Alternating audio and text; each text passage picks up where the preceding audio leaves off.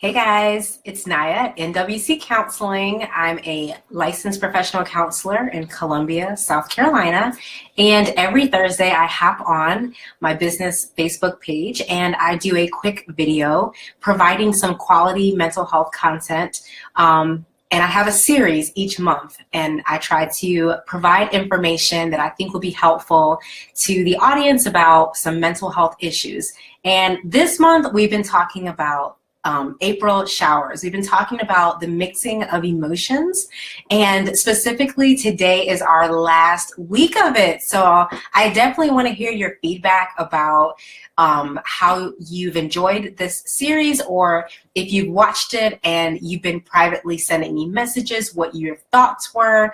And of course, obviously, you can post your thoughts at the bottom as well, and I can communicate with you that way. Don't be shy. People always tell me they're very hesitant to communicate with me about such vulnerable topics, but you can either send me a message or you can post a comment below. I'm going to be very quick today because I definitely said I was going to start at 3, and it is definitely 4:20. You guys know the struggle is real. I'm a real person, okay? Imperfect person. But I'm gonna go ahead and get started with our last week topic, which is the mixing of emotions. What happens when we mix our anger with unmotivation, and that combines to create this feeling of feeling hopeless or hopelessness. So I want to dive right into that. The first thing that's important to remember is let's kind of get some running definitions of what these look like. So when we're angry, we talked about what anger looks like. We can either rage outside our anger, or it can be an internal anger where we kind of implode instead of exploding. But let's talk about being unmotivated and what that looks like. When we feel unmotivated, we do not have a drive or a desire to move forward. It's a little bit different than being complacent, because sometimes when you're complacent, you're content. Being unmotivated is like you do not have any type of drive to make progress in an area that you do want to make progress in. Like, you do know an area of your life needs some type of work in, but you just don't have a desire or enough drive to pick it up and start moving with it. So when we combine feeling unmotivated and then we have this internal anger, or we're exploding our anger together, we can sometimes just feel really hopeless. And that feeling is really a challenging emotion to have. If you ever felt hopeless about a situation or hopelessness, it's just like you don't even want to try. You don't even want to try. You don't even want to start it because you think you're just going to fail. And that can be really hard. You also tend to take a passive route in life. You feel really numb even. I hear a lot of clients who aren't used to using vocabulary to express themselves, and I say, how did you feel, or what type of emotion did you have? And they're like, I didn't really feel anything. I didn't feel anything. Like, that's not adequate. That's not accurate at all. You have some type of feeling. So I'll say, did you feel numb about that? And they'll go, yeah, I felt really numb. And being numb sometimes is a big word that's described when you feel depressed. It just means that you don't have any type of feeling. You almost don't even feel anything anymore. And you're not happy, you're not sad, you're just there. You just exist in life. And you know, when we feel really hopeless, we get to a place where we feel like we just exist. We feel very numb about things, and things are happening around us and other people are making progress, but we just feel numb and stuck and just passive in our life. The last thing that I want to kind of add into that as a criteria to feeling hopeless sometimes is that we're easily jealous or envious of other people. So other people, even those that we care about, we see them doing things, but we cannot share in their joy because we're envious or we're jealous of what they have. And because we're not moving forward, and because we're stuck, and because we feel so numb, all we have is left is just looking and comparing ourselves to everybody. So I want to give you guys 4 small tips to help combat some of these things. If you indeed are watching this and you think, yes, this is me, I definitely feel like this. 4 small tips. The first one is try to make much smaller changes. Like, sometimes it just helps to make one small change and to just work on that. Sometimes it helps to try to, if you want to have an overall goal, like say you want to run a 5K, that's a great goal, but that can set you up for failure if you don't even run down the stairs. Like you don't even run, period. Like it's going to be really hard to set a huge goal like that, or you'll have to have a lot of motivation to complete that. So make a small goal instead and just say, hey, I'm actually just going to take walks outside. Like, and so, you know what, as human beings, sometimes I really feel like, and this is me speaking from my personal experience, sometimes I feel like dumbing down goals, I don't even want to do them anymore. But the truth is, when I dumb down a goal, or when I make a goal much more simplistic, I'm actually capable of doing it and completing it, and it adds a little bit of more pep in my step and motivation to want to make better progress. The second thing, reward, reward, reward.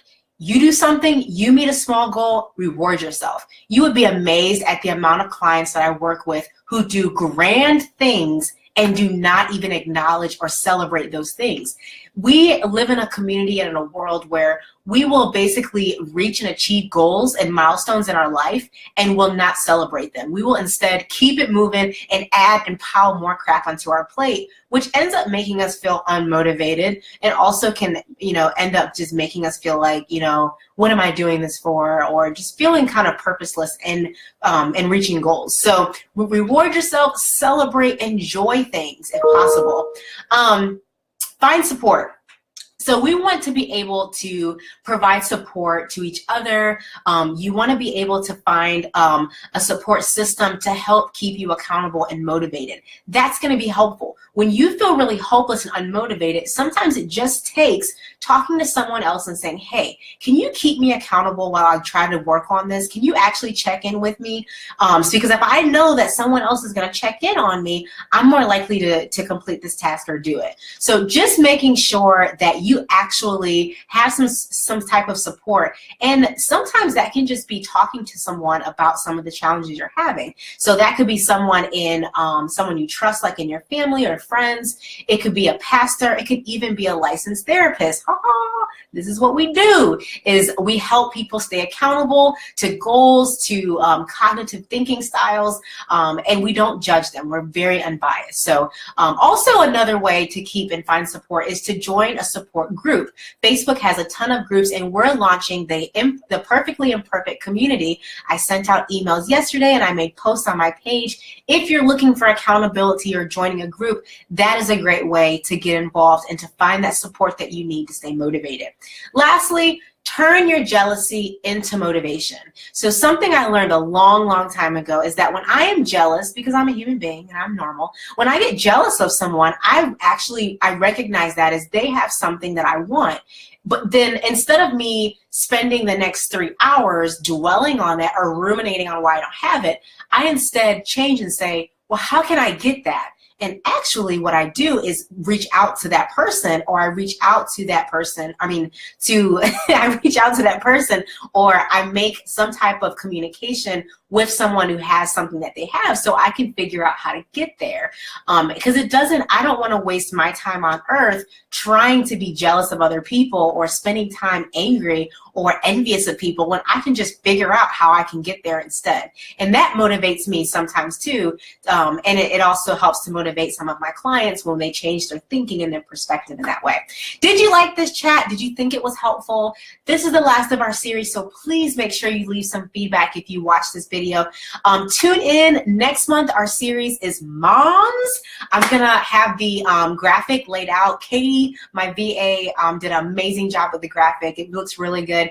And this is gonna be the month in May that we talk about all things mom. So let me just tell you guys really quickly what I have lined up for the Mom series. So the acronym MOM, I'm breaking it down. Each week we're going to talk about something that is MOM. The first week we're going to talk about as moms, how to manage our moods, right? Manage our moods. You get it? You get it? Yeah. The second week we're going to be talking about how to manage our minds. Ensuring that we have a peace of mind is so important when you're a mother. The third week we're going to talk about how to manage our mouths, because as a mother we have to be careful of the words that come out of our mouth and the things that we say to our children and to our partners. And lastly, we're going to talk about managing our morals, making sure that we have integrity as mothers, making sure that we're doing the right thing even when no one is looking. So join us next month. I hope you guys will hop on, and for the people that are watching it for the replays, please make sure that you catch it, share it with friends. If you think this is quality information that can be a blessing to someone, don't keep it to yourself. Share it with someone. Even if you share it personally in a message, it can be such a great help and a motivating factor in someone's life. I'm hopping off here, guys. It was great being able to jump on. This video was a little bit longer than I intended, but if you have any questions, as always, make sure you reach out to me, and you guys enjoy your afternoon. Deuces.